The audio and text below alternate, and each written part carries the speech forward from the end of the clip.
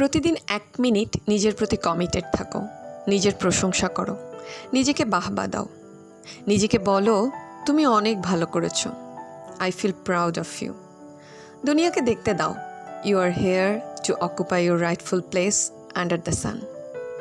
কথাগুলো আমার না, একজন লেখকের। ভালো লাগলো তাই শেয়ার করলাম। আসসালামুয়ালাইকুম, আমি ঝুমুর। আমার channel Jhumur DIY and design থেকে আপনাদের সবাইকে স্বাগত জানাচ্ছি। আজকের ভিডিওতে আমি যা কিছু নিয়ে বসেছি তা হলো শ্যাম্পুর বোতল, বডি ওয়াশের বোতল আর পুরনো আচারের বয়ম যার ঢাকনা ভেঙে গেছে। সবগুলোই ডিসকার্টেড আইটেম।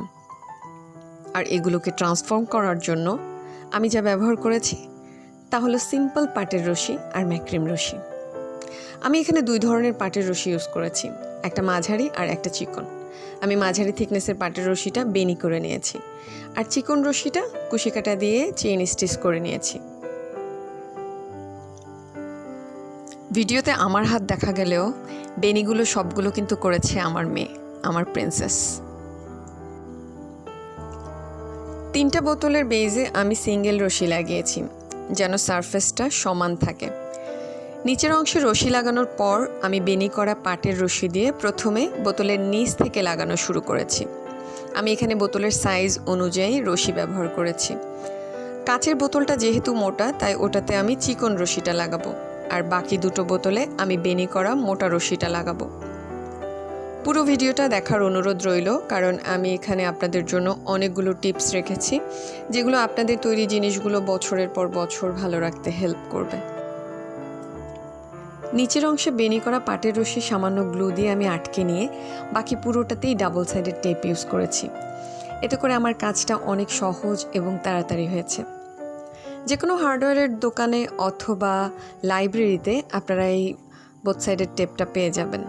দামও খুব একটা বেশি না, আমি 1 রোল কিনেছিলাম মাত্র 50 টাকা দিয়ে। ম্যাক্রিম রশিটা আমি এক একটা বোতলের এক এক জায়গায় লাগিয়েছি। আমি পুরো বোতলের গায়ে ডাবল সাইড টেপ দিয়ে রশি লাগিয়ে নিয়েছি। উপরের অংশে আমি গ্লুগান দিয়ে লাগাবো, কারণ এখানে একটু কার্ভ আছে। এই জায়গাটায় ডাবল সাইড টেপ দিয়ে খুব একটা ভালো হবে না, তাই এখানে আমি গ্লুগান ইউজ করেছি।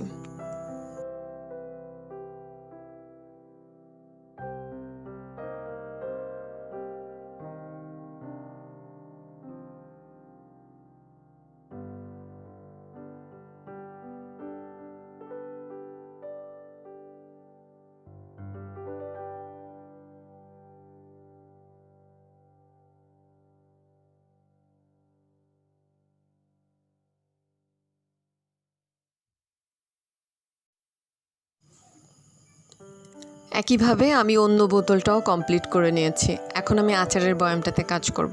আচারের বয়ামটা যেহেতু মোটা, এটাতে আমি চেইন স্টিচ করা চিকন রশিটা লাগাবো।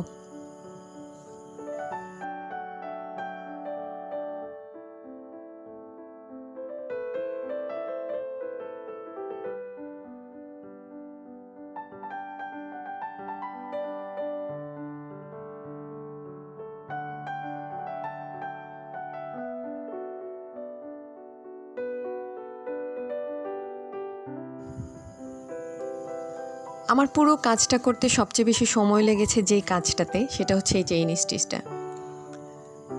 অনেক সময় লেগেছে, প্রায় 2 দিনের মতো সময় আমি ব্যয় করেছি শুধু চিকন রশিটাকে চেইন স্টিচ করে নিতে। অবশ্য আমি সেই কাজটা করি যে কাজটা আমার ভালো লাগে। কুশি কাটার কাজ আমার ভীষণ প্রিয়। আমার ঘরে অনেক জিনিস আছে কুশি কাটার, যার সবগুলোই আমার নিজের হাতে করা। অন্য কোনো ভিডিওতে আমি আপনাদের সাথে সেগুলো একদিন শেয়ার করব। আমি খুব একটা ভালো আঁকতে পারি না, তবুও বোতলগুলোর যে জায়গায় আমি ম্যাক্রিম রশি ইউজ করেছি সেই জায়গাটায় আমি পার্মানেন্ট মার্কার দিয়ে আর্ট করে নিচ্ছি।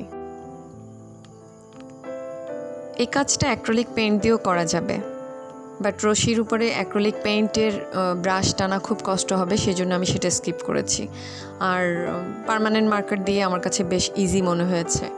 আর যেহেতু আমি পরবর্তীতে আমি বলেছি যে আমি কিছু টিপস আপনাদের সাথে শেয়ার করব, যেহেতু আমি পরবর্তীতে এর উপরে আরও একটা কাজ করব, যার কারণে এটা সিল হয়ে যাবে এবং আপনারা এটা ওয়াশও করতে পারবেন।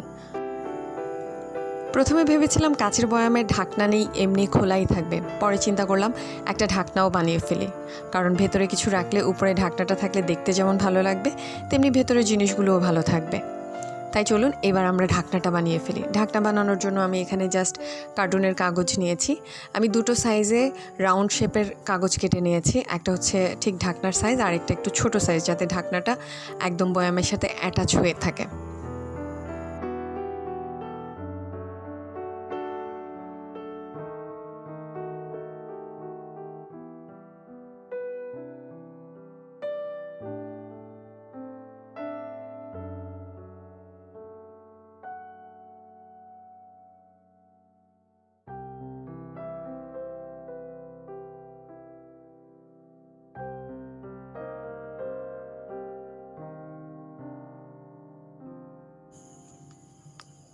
আমার ঢাকনাটাও অলমোস্ট কমপ্লিট হয়ে গেছে। এখন আমি যে কাজটা করব সেটা হচ্ছে আমি এই সবগুলো প্রোডাক্টের উপরে মড পজ ইউজ করব। মড পজ রেডিমেড বাজারে কিনতে পাওয়া যায়, বাট আমি ঘরে তৈরি মড পজ ইউজ করব। মড পজ অ্যাকচুয়ালি খুবই ইজি একটা জিনিস। সেটা হচ্ছে আইকার সাথে আপনি পানি মিশিয়ে নেবেন। যতটুকু পরিমাণে আইকা বা গ্লু নেবেন ঠিক তার ডাবল পরিমাণে তার সাথে পানি মিক্সড করে একটা লিকুইড তৈরি করে নেবেন, এবং এই লিকুইডটাই পুরো প্রোডাক্টের উপরে ব্রাশ করে দেবেন। এতে করে হবে কি, আপনার প্রোডাক্টগুলো একদম সিল হয়ে গেল, এবং পরবর্তীতে আপনি এগুলো প্রয়োজন অনুযায়ী ওয়াশ করে নিতে পারবেন। সব কাজ শেষ, এবার চলুন ফাইনাল লুকটা দেখে নিই। আর যারা আমার চ্যানেলটাকে এখনও সাবস্ক্রাইব করে নাই তাদেরকে অনুরোধ রইল আমার চ্যানেলটাকে সাবস্ক্রাইব করবেন এবং বেল আইকনে ক্লিক করে রাখবেন, যাতে পরবর্তী ভিডিওর নোটিফিকেশন আপনার কাছে চলে যায়। পরবর্তী ভিডিওতে আবার কথা হবে। সে পর্যন্ত আল্লাহ পাক আপনাদের সবাইকে সুস্থ রাখুন। আমার জন্য দোয়া করবেন, আপনাদের জন্য দোয়া রইল। আল্লাহ হাফেজ।